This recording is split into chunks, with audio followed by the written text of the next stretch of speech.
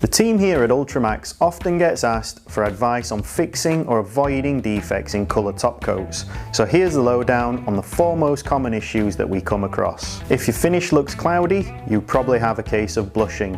It happens when you spray in a humid environment. Solvents in the paint evaporate and reduce the surface temperature below the dew point, causing moisture to get trapped in the paint layer. You shouldn't run into this issue if you use a high quality thinner that's designed for atmospheric conditions.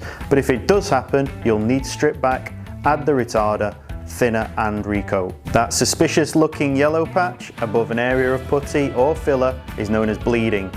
It can happen for a few reasons, but in most cases it will be the result of too much or too little hardener in your filler, not mixing the filler properly, or priming before the filler has fully cured. The best way to avoid the issue in the first place is to use a stain-free filler and then add a sealer coat before applying the colour. The only way to rectify the issue if it does happen is to start over again. When your finish looks spot on and then dulls as it dries, you've probably used the wrong primer, or put a top coat on before the base coat has fully cured.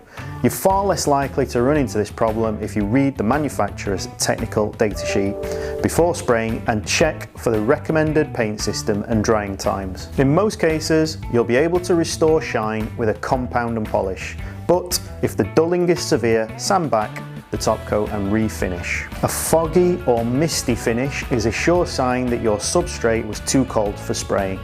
The general rule of thumb is to avoid spraying if your work environment is below room temperature.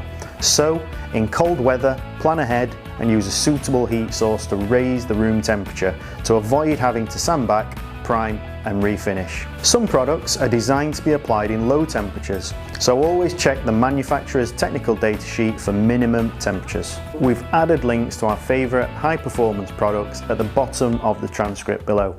If you're not sure which product to choose, give our friendly technical team a shout.